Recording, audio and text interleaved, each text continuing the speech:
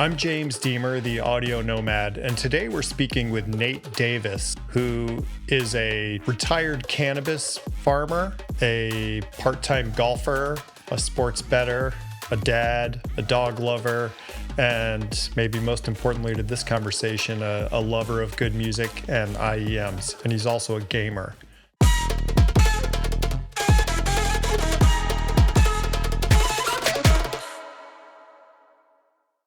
So I'd like to say hi to Nate Davis. How's it going?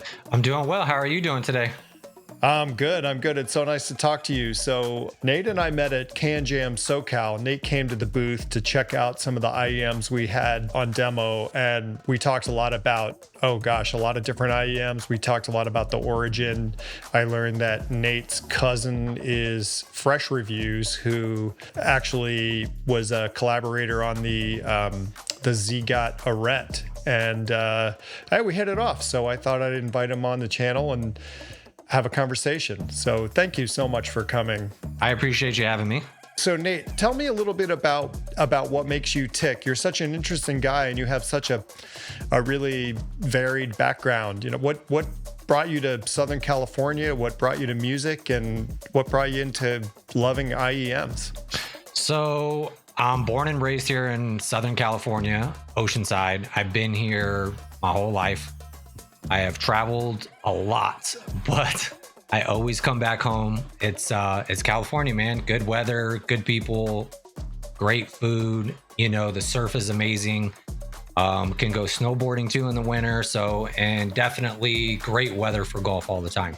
Early on in my life, I got involved into the audio scene with my older cousin, who introduced me into home audio equipment.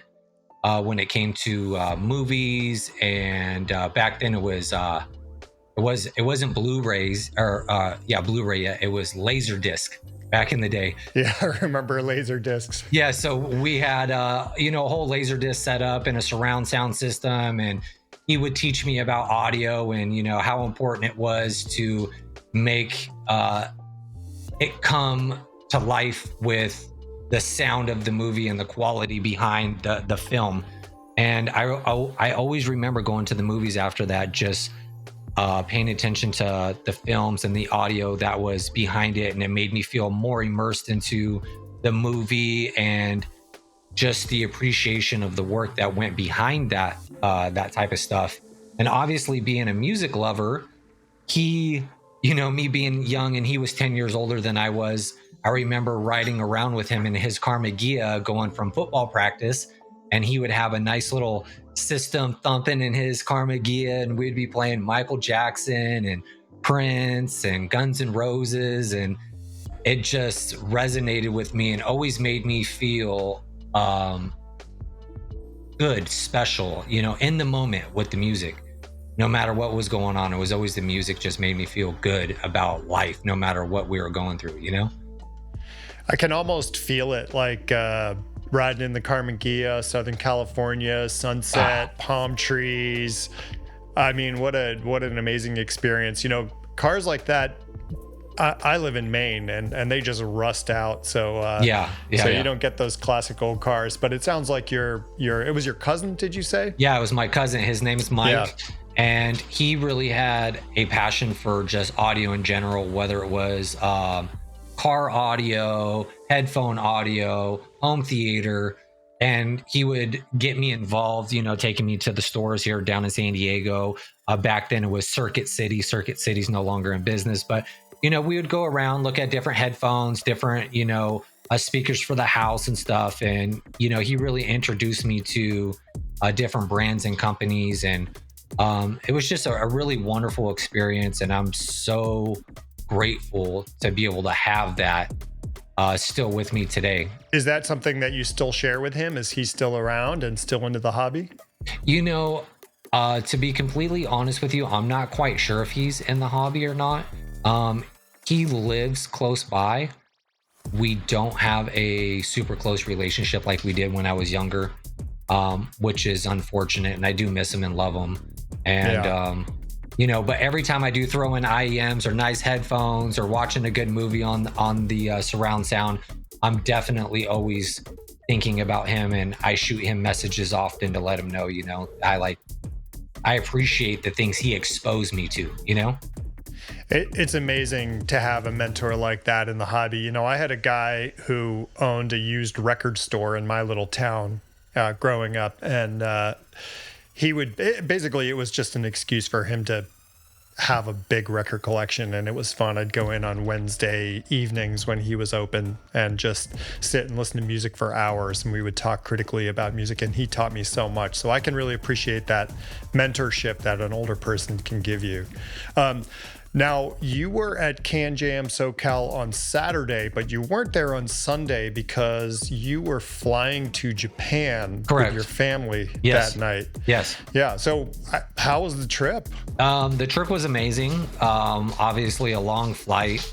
We only stayed for about 10 days. We were going to stay longer, but had to get back home for work and take care of some other things. But we'll be going back next year.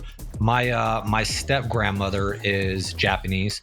So, growing up, I got to go back and forth from California to Japan during the summer times, which was an amazing experience, just a whole different culture to be exposed to, the food, the people, the respect, the honor that was, over there compared to growing up to where I lived in my neighborhood. It was a completely different experience that really helped mold me to who I am today, so it's like, and it got me the travel bug, to be honest with you. It's like I knew there was more to life than just where I grew up in this proximity. I needed to get out, spread my wings, learn different cultures, try different foods, meet different people, so I was really grateful for that as well growing up. That's what an amazing experience. And I would imagine that because you're familiar with Japan and you've been there a few times, well, more than a few times, it Yes. sounds like you've probably had a chance to find some HiFi or some audio shops and explore Japanese HiFi. Is that something that you were able to get a little taste of while you're over there? When I have gone over there, or even my last time, I have not had the opportunity to do that. I am just more of a foodie type of person when I'm traveling and stuff like that. Oh, yeah. And say the headphones or the IEMs that I take with me or are my main source of my audio experience when I'm out and about and doing my things like that. But I really wish that maybe on my next trip I'll take some time and head out on the town, maybe look for some little mom and pop record shops. I think that would be really an amazing experience to see how they set up their record shops out there compared to how we have it out here, because it's so hip hop oriented and based out here in street culture in California. I would definitely love just to go in there and vibe and see what the atmosphere is like there. But I just haven't had the opportunity, but I know I will make time when I get out there for sure. They're a culture that can take on something that they're passionate about, whether it's rockabilly or reggae or whatever, and they just immerse themselves in it. So probably finding some record store that, who knows, you might find some American or European or even Asian music that you didn't even know existed. I think that every place here on Earth has something to offer us. We just have to look for it. It's a long flight. You mentioned that. What IEM did you choose for this trip? So this trip, I did not take an IEM. This trip, I took the headphones I have on currently right now. Oh, nice. And what are those? These are the Sennheiser HD 490 Pros. Oh, that's a great headphone. It's great. Yeah, what do you love about them? Why did you choose those for your trip? Okay, to be honest with you, they are extremely comfortable. Mm-hmm. The weight on them is very light. Like it doesn't even feel like I have headphones on my head. And that's one of the biggest issues that I have with headphones is the weight issue, or the clamp force. It could really cause headaches over long gaming sessions or listening sessions. But with these 490 Pros, they're just extremely light. Yeah. It is really hard to match the quality of these headphones with any IEM, to be honest with you. They're super open. The sound stage is extremely wide.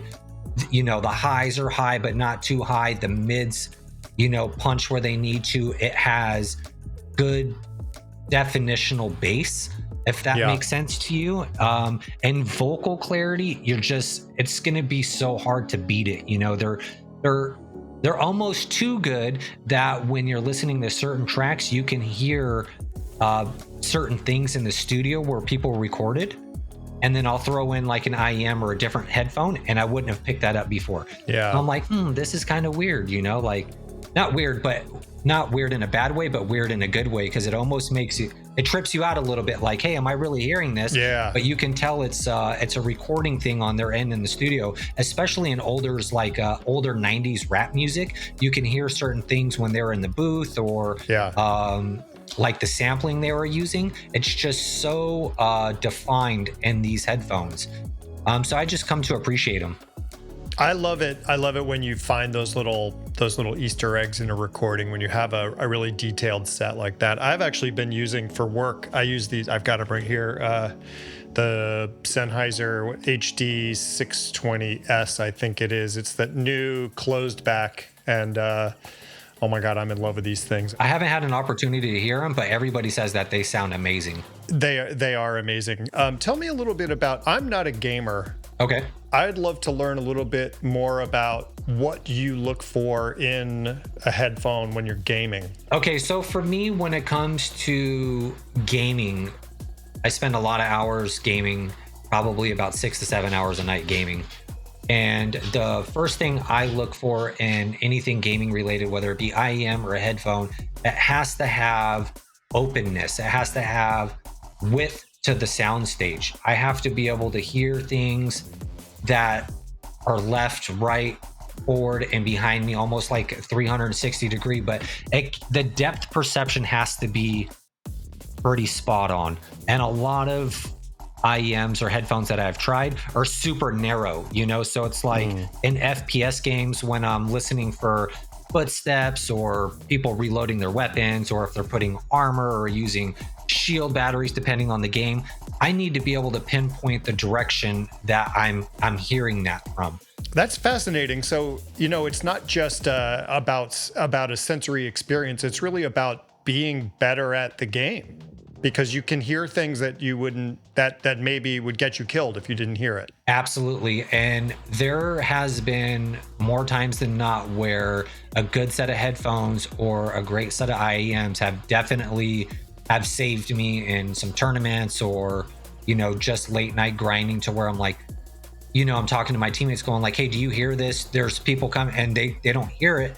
And I'm already ready. And they're like, how did you hear it? Like, they're like, do you have wall hacks? Can you see through the walls? And I can't. It's just the headphones are picking up that extra sound. So I really feel that it's worth the investment of getting yourself a good headset, a good pair of IEMs, if you're really taking the gaming scene, somewhat serious. Yeah. It definitely helps. Like a lot of people spend money on, a controller, a good mouse, or mouse pads, or, $5,000 computers, but they'll go ahead and skimp out and get themselves an $80 pair of headphones, and they don't realize what they're missing out until they put on, a really nice set of headphones. Are like, oh my God, this is a different experience. This is amazing. Yeah. I can hear things so much clearer, and it's just really eye-opening, So for me, when I first got into gaming, I never started out with a gaming headset.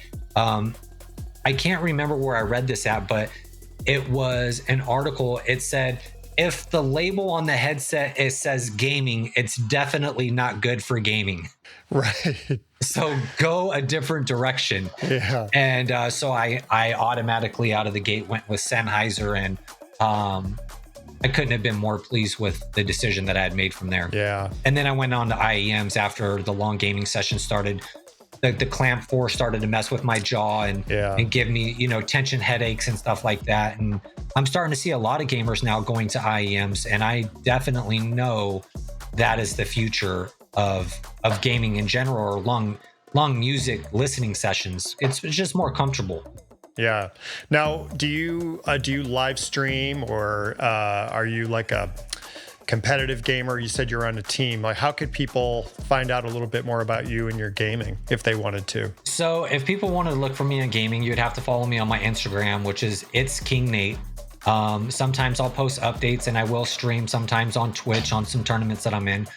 But being 42 years old now, I am the old guy in the gaming scene compared to the 17, 18-year-old, phenoms that are out there.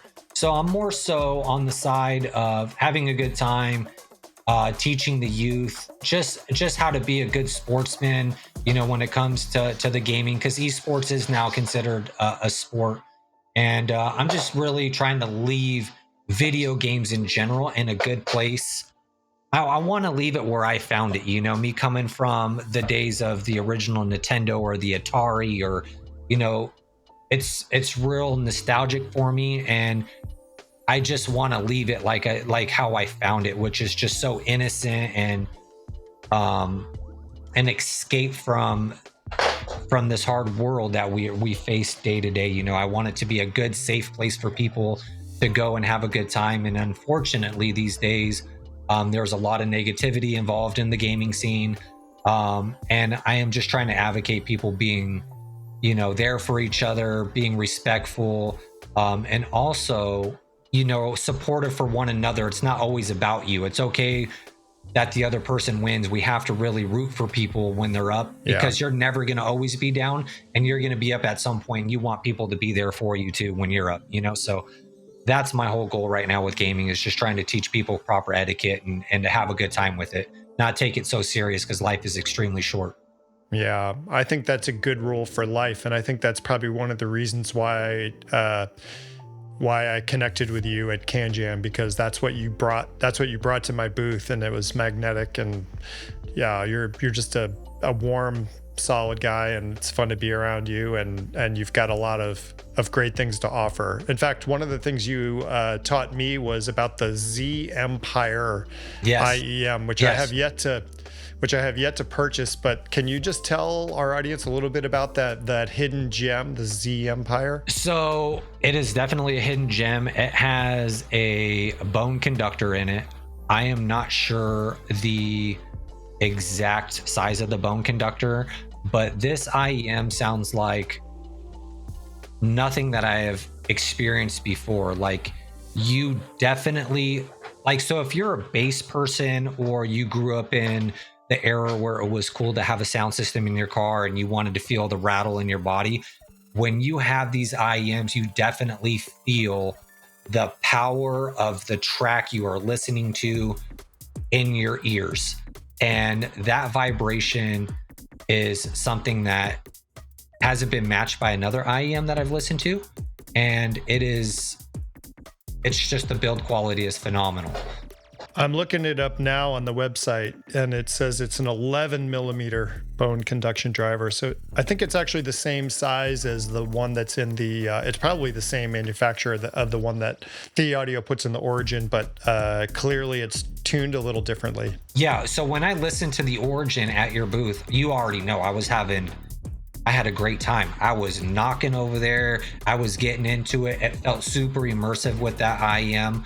The only difference is, I would say, with the Z Empire one compared to the Origin, is that you can actually feel the rumble more on the Z Empire than you can the Origin. Yeah. And I don't know if it's because it's one single man that is building these IEMs. I believe he is in Russia. Yeah, I think you're right. I think he's Russian. He is an upcoming gentleman in the audio scene. I don't know his name.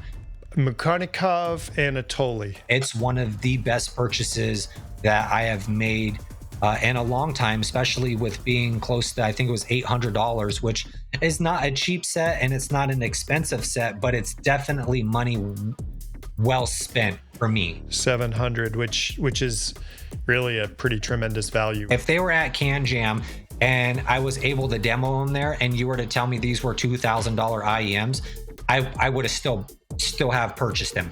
They're that amazing, Wow.